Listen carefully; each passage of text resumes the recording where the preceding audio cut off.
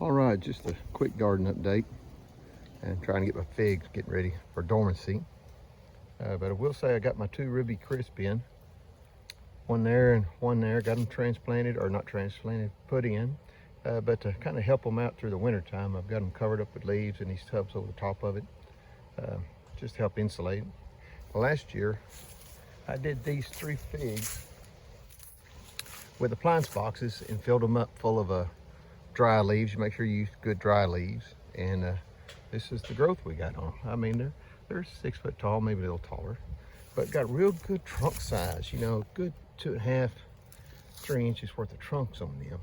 And these are they started off like this big last year. I mean, tiny in the ground compared, so we got real good growth. And these are 2 brown turkeys. They've done real good. I'm gonna trim them back and cut them back. And this was supposed to be a Chicago Hardy, but it's not.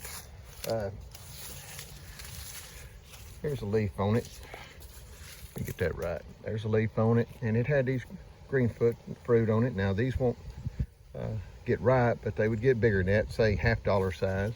And they're real bright red on the inside, and had a raspberry, sweet raspberry, strawberry taste to them. Pretty good, really, really good fig. But these produced all up and down the trunk on the new growth and really done good. This one only produced off a brand new growth.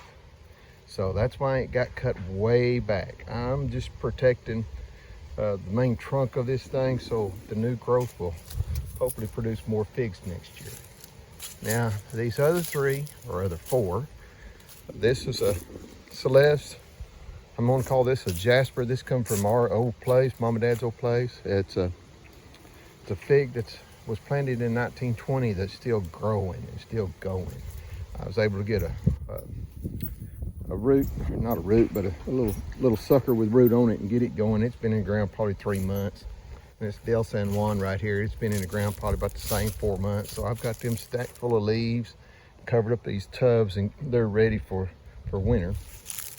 This is the Desert King. It's supposed to be able to handle it, so we're gonna see.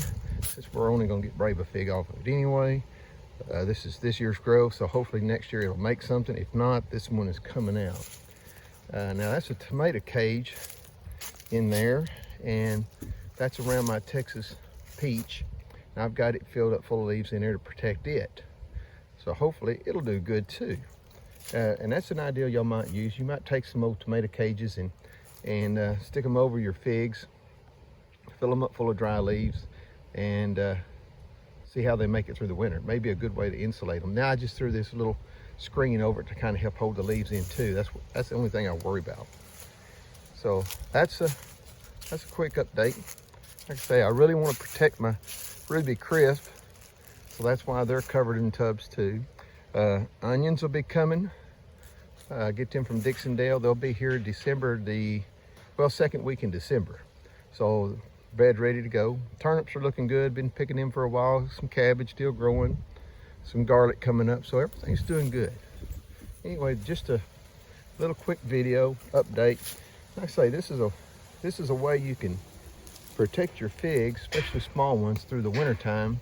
And it really, really worked good with appliance boxes. Those appliance boxes for a stove they're probably 4 foot tall, and they're a good probably 40 inches square. So you get a lot of leaf protection in there. And we had some temperatures in the teens with extremely single digit wind chills and stuff that really, it took some of the big trees out on some of this stuff. So it was pretty tough.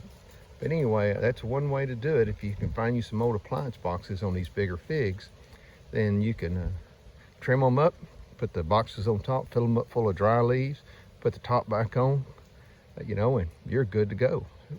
And then uncover them around March, April, and you'll be good, and you'll be surprised with the growth that you'll get. Anyway, thanks for tuning in and watching the video.